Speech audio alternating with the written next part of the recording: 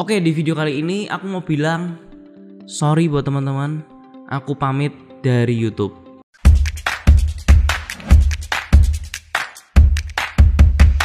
Hai calon miliarder, bagi yang belum kenal aku, kenalin, aku adalah Antoni Zorsono, seorang investor properti. Dan di channel ini biasanya aku sharing tentang motivasi, investasi, dan juga yang paling sering adalah properti. Jadi industri apapun tentang properti biasanya aku sharing di sini, termasuk life hacks yang bisa membuat kalian itu bisa membeli properti dengan nominal yang sangat minim atau bahkan bisa jadi nol. So buat teman-teman yang tertarik tentang itu semua, kalian itu masuk di channel yang tepat. Dan buat teman-teman yang belum subscribe, pastikan subscribe karena di setiap minggunya itu selalu ada video baru. Dan buat yang sudah subscribe, thank you banget. Oke, tanpa basa-basi lagi, kita lanjut ke materinya. Oke, di video kali ini aku mau bilang aku tuh pamit dari YouTube dan aku mohon maaf banget sebesar-besarnya karena beberapa bulan ini sudah tidak upload video. Dan kalian tahu dari semua sosial mediaku, baik TikTok, Instagram, YouTube, semuanya tuh bener-bener jadi gak gitu aktif lagi. Karena yang pertama ini sudah menyakup dengan kesibukan aku sendiri, sudah makin banyak project yang sudah aku handle dan ini bener-bener memakan pikiran banget sampai untuk membuat konten itu susah banget. Ditambah lagi aku sempat baru saja ketemu dengan salah satu orang yang menurutku ini ceritanya tuh bagus banget untuk di-share ke kalian semua. Dan ini yang akhirnya menjadi alasan kenapa beberapa bulan ini aku sudah gak gitu aktif lagi di sosial media. Bahkan bisa dibilang kayak mati di sosial media, hanya modal repost. Ini benar-benar belum pernah kejadian sebelumnya. Dan ada satu hal yang menarik banget kenapa aku benar-benar tidak upload video lagi. Ini sebenarnya terjadi ketika aku bertemu dengan salah satu orang yang menurutku ini adalah orang yang hidupnya paling balance banget. Jadi sebelum aku ketemu dengan orang ini, beliau adalah Raymond Chin, ya, salah satu founder dari Ternak Uang. Aku ngelihat dia, ini tuh orang yang luar biasa banget. Usianya masih sama dengan aku, tapi ada hal yang menarik nih. Sebelumnya aku tuh mikir kalau untuk membuat sebuah bisnis itu pasti harus mengorbankan satu hal. Kalau di dalam bisnis itu ada yang namanya orang depan dan orang belakang.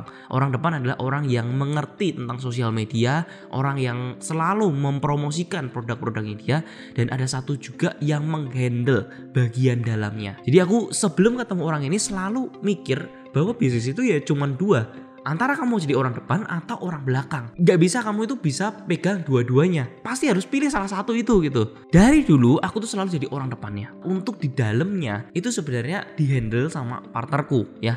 Jadi aku banyak mengerjakan tuh yang berhubungan dengan luar, dari promosinya, dari yang memarketingkannya, ya, itu semua dari orang luarnya. Nah tapi ada satu orang yang namanya Raymond Chin ini, kalau aku lihat orangnya tuh luar biasa gitu. Dia bisa jadi orang luar dan juga orang dalamnya. Ini menarik teman-teman. Dia di usia 26 tahun, sama-sama seperti aku. Dia punya sosial media lebih lambat dibandingkan saya, punya perusahaan yang lebih lama dibandingkan saya, tapi bisa punya industrinya itu, tapi bisa growing semuanya tanpa harus mengorbankan satu dengan hal yang lainnya. Sedangkan aku sendiri ngerasa setiap kali aku handle bagian luar, dalamnya pasti berantakan. Kalau handle dalam berantakan, handle yang belakang dulu, tapi nanti luarnya berantakan lagi. Nah ini kok kayaknya susah gitu loh. Nah akhirnya aku mutusin, ya, aku udah ngikutin dia itu cukup lama, dari 1 tahun yang lalu. Aku ngeliatin dia, kok dia bisa gitu, punya bisnis yang maju, sosial media yang maju, bahkan masih punya kehidupan buat dirinya sendiri. Masih bisa ketemu dengan orang-orang, masih bisa jalan-jalan, masih bisa nge-fitness, nge-gym, ya. Jadi hidupnya tuh bener-bener balance banget kalau menurut aku. Nah makanya aku bener-bener penasaran banget dan aku ngajak dia untuk ketemu. Apa yang dia ajarkan ke saya, ini bisa juga relate ke teman-teman yang saat ini sudah bener-bener burn out banget untuk yang namanya mikirin konten, tapi juga masih harus ngurusin backup bisnisnya. Ini jadi yang sesuatu hal yang benar-benar sebelumnya itu kita burn out banget, tapi semenjak aku ketemu dia itu aku punya satu pandang baru yang menurutku ini efektif banget gitu. Nah jadi yang menarik teman-teman, kita lihat dia sosial medianya aktif, ya. Dari Instagram aktif, YouTube aktif, TikTok aktif. Bahkan TikTok ini sehari bisa ngepost 4-6 konten. Bayangkan teman-teman. Ditambah dia masih punya kerjaan di bisnisnya dia itu masih lancar banget dan personal life-nya itu tidak terganggu. Nah, gimana caranya? Setelah aku gali lebih dalam, gali terus, aku mendapati bahwa ternyata kunci untuk bisa untuk balancing dari semua itu adalah hiring. Kata kuncinya itu adalah hiring, teman-teman. Ini yang sebenarnya nggak terlalu terpikirkan oleh aku banget. Jadi kalau misalkan dia bilang nggak apa-apa duitku itu banyak termakan oleh gaji-gaji orang, tapi sebenarnya aku ini sedang membeli waktunya mereka untuk membeli waktuku sendiri. Nah, jadi ini menarik ya teman-teman ya, yang namanya adalah delegasi tugas. Jadi selama ini aku cuma ada 3 orang aja, satu editor, satu brand management, sekaligus scriptwriter, sekaligus publish ya, account manajernya juga, dan aku sendiri. Nah, tapi teman-teman, ada satu orang yang namanya Remoncin ini, followersnya lebih rendah dibandingkan saya waktu itu ya. Dia bisa memiliki sosial media yang luar biasa cepat banget growingnya, hanya dalam waktu 1 tahun. Dan itu 3 platform ya, dari Instagram, YouTube, dan TikToknya itu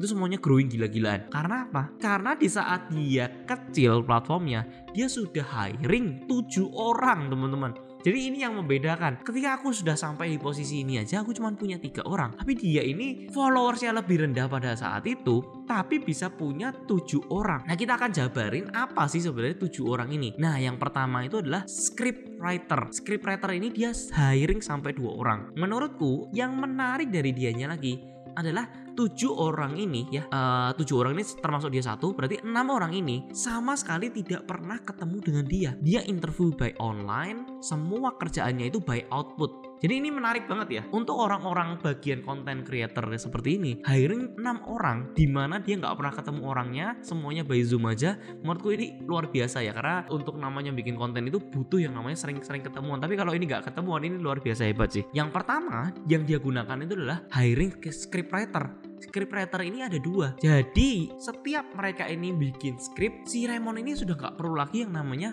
pusing mikirin skrip lagi. Karena yang paling susah itu sebenarnya adalah nemuin idenya itu sendiri. Tapi ingat teman-teman, scriptwriter ini akan sangat susah diketemukan kalau beritanya itu atau ceritanya itu bukan tentang news. Makanya waktu di TikTok ini dia mengkonvert video-videonya menjadi tentang news, tentang berita. Kenapa berita lebih gampang? Karena berita itu bisa diakses sama siapa aja. Berita itu bisa kita lihat di mana aja. Kalau kita punya TikTok itu yang benar-benar personal banget, aku yakin kita akan hidup cuma di TikTok aja. Kita gak akan bisa hidup di Instagram, gak akan bisa hidup di YouTube. Tapi yang menarik di dia, scriptwriternya ini disuruh ngebuat skrip-skrip yang ada di TikTok dengan berita-berita yang up to date. Nah, ini yang membedakan ya. Kenapa dia bisa ngepost sampai 5 ya, karena beritanya itu sudah benar-benar up to date banget gitu. Yang kedua, setelah dari scriptwriter itu menuju ke dia. Jadi dia akan ngebuat videonya itu. Jadi dia cuman bacain aja apa yang sudah scriptwriter buat. Tapi sebelum masuk ke scriptwriter ada yang namanya account manager.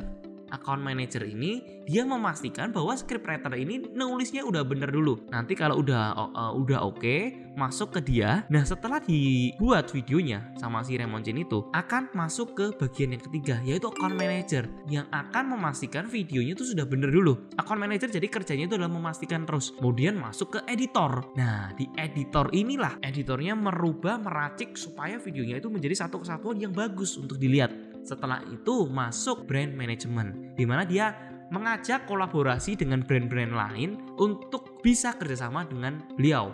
Jadi ya endorsement lah ibaratnya. Brand-brand mana nih yang mau gabung dengan konten-konten yang sudah ada. Kemudian ada juga setelah di ACC ya, udah diedit sama editor, masuk ke account manajernya, nanti dilempar-lempar ke brand management, dan account manager itu yang akan publish. Jadi menarik banget ya, ada 2 editor, 2 scriptwriter, 1 brand management, 1 lagi account manager, dan 1 lagi beliau. Jadi dia ini ibaratnya itu cuma artis saja, datang sudah dapat semuanya, tinggal ngomong selesai, bahkan diposting pun itu dia nggak tahu gitu. Nah, ini jadi menurutku yang kayak gila, mind blowing banget. Sampai saat ini yang nyari konten ini masih aku banget gitu loh. Masih aku yang nyari konten, masih aku yang ngejadwalin postingnya. Dan ini benar-benar memakan banyak waktunya. Semenjak ketemu dia, aku langsung berpikiran, gila, ini bener-bener harus ada yang aku rubah nih. Aku punya followers lebih banyak ya, punya endorsement mungkin bisa juga, ini nggak tahu ya, mungkin harusnya lebih banyak karena jumlah followersnya lebih banyak ya pada saat itu. Tapi karyawannya nggak lebih banyak daripada dia. Akhirnya keteteran sendiri, burnout sendiri, bingung kadang-kadang mau kurusin belakang, kurusin depan, kurusin belakang, kurusin depan. Bener-bener kacau banget. Sampai ketemu dia, aku mutusin untuk pamit sebentar dari YouTube. Aku mutusin untuk berhenti dulu semua dari sosial media. Yuk ngerapiin lagi di belakangnya. Supaya apa? Supaya ketika aku ngerapiin semua ini, aku bisa melompat lebih cepat lagi, ngelangkah lebih panjang lagi, ngelangkah lebih tinggi lagi. Nah, ini menjadi pembelajaran banget buat teman-teman ya, yang mau starting membuat sebuah produk, yang mau mulai bikin sebuah konten. Pastikan bahwa kalian key number one untuk bisa balancing hidupnya kalian adalah hiring, teman-teman. Ini penting banget dan menurutku ini sesuatu yang simple banget, sederhana banget, tapi penting banget ya. Kalau teman-teman nggak mau menghabiskan waktu di situ-situ terus, artinya teman-teman harus membeli orang lain untuk menggantikan pekerjaannya teman-teman. So, ini menarik. Semoga video ini bisa bermanfaat buat kalian semua. Semoga ini bisa membuka insight baru buat kalian, karena menurutku ini benar-benar membuka mindsetku banget, yang akhirnya aku sampai berhenti dulu, udah ngerapiin dulu, hiring banyak orang dulu, sampai akhirnya mulai yuk post lagi yuk kita mulai konsisten lagi yuk. Semoga video ini bisa bermanfaat juga buat kalian. Semoga ini bisa membuka ya. Dan pastikan jika teman-teman suka dengan video kali ini, pastikan teman-teman itu like, comment, dan subscribe video kali ini. Terus kalau misalkan teman-teman ada pertanyaan, kalian bisa ngobrol di kolom komen. Aku akan jawab untuk di next videonya. Thank you for watching and I'll see you in the next video. See ya guys!